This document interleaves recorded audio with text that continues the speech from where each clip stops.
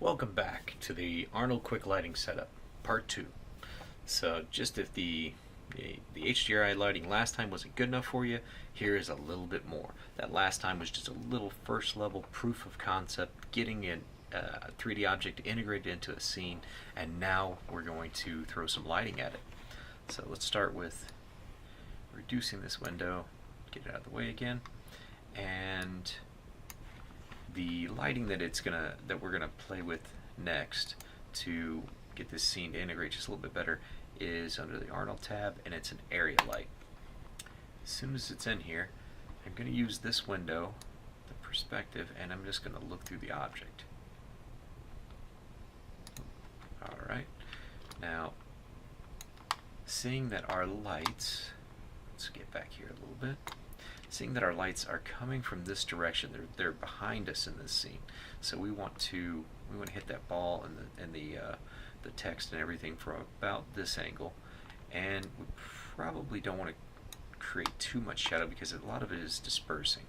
So let's take a look right here, and you can see that we're getting a much more defined shadow now, and that's what we're looking for. We also want to see that the light is matching up with the right angles, coming off of these buildings.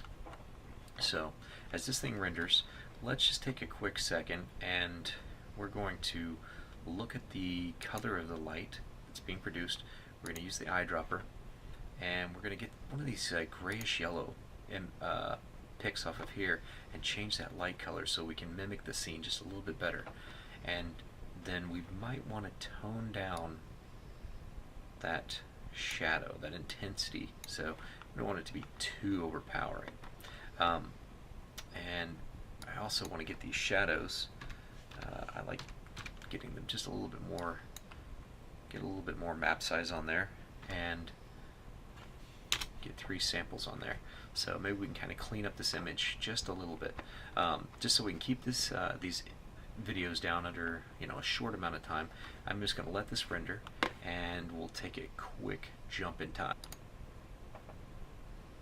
Okay, so as promised to you, we've jumped along in time, and we've got a little intense little shadow on here, but it's a little too much for what I'm looking for. So what we're going to do is we're going to turn on the color temperature, and we're going to set this down, the intensity, to 1.2. Alright, while that cranks away, let's just get over here because we need some shaders for this. So if you've got the shader set up that Arnold now ships with, you can use those, or you can load the free shader set that I've provided. But first, how do we use those? That's really pretty much the biggest question that I've been asked lately. And the big thing is to use a AI standard. And let's make sure, actually we might even just stop that for just a moment. Okay, and as things have now popped in, we've got this AI standard node. This, like I said, it's gonna get real busy in here as far as our shaders and what's taking up screen space. But the AI standard really is very much like some of the other renderers like Mental Ray, and Arnold can just load in presets. So I provided a whole set of presets and that you can load up and use. So let's just start off with something pretty simple, and we're going to use the brass, and it's sitting right here. We're going to select that sphere, and it's going to take us a minute, and then we'll go ahead and turn this render back on, and you can see we're just replacing some textures in here, some shaders. So we just want to get something that's got a little bit more ability to show off a little the lighting and the environment. We've got that one lighting in there, but that's just the start for us. This is just a proof of concept for us. So let's go ahead and hit this. Oops, hang on, we just need the AI standard. Wrong one. So that's another reason that it can get pretty crowded in here if you start hitting the wrong buttons. So let's get rid of that. Okay, we didn't need that, but we do need this AI standard, the second one, and we're going to load up another preset. This time, let's pick brushed metal, and what we're going to do with that is just going to put that on the text, and let's just put it on the cube as well. We're really just looking for something to give these objects just a little bit more life. All right, and since we're only about halfway through the video, we're gonna do this one pretty short this time, and just try to focus on the real topics here. So I don't want to talk too much about how to load these presets. You can get this free link right here and load up the set of shaders that you were already seeing. Let's go right here.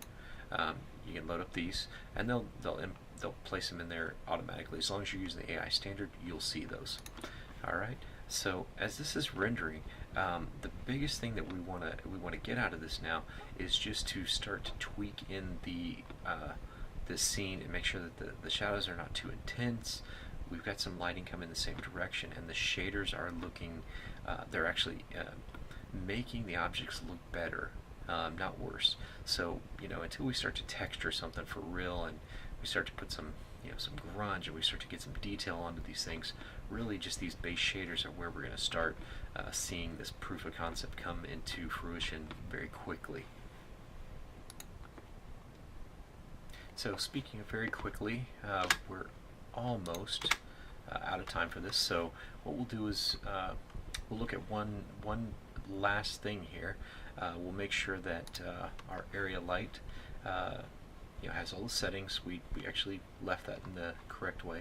We can still dial it up and down as we see how the shaders are looking.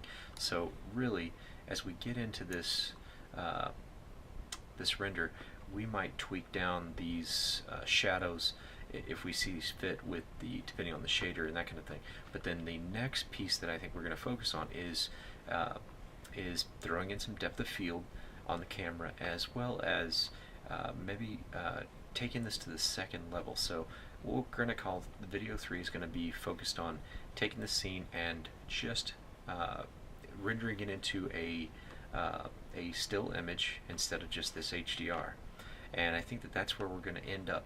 I'll give it just a second here until it finishes rendering, and then I just want to tell everybody, please, stop by and get the free links that I'm putting on the screen now, as well as you've got a set of free shaders, you've got a set of free HDRI, and check out my other files that are available on Cubify and Gumroad.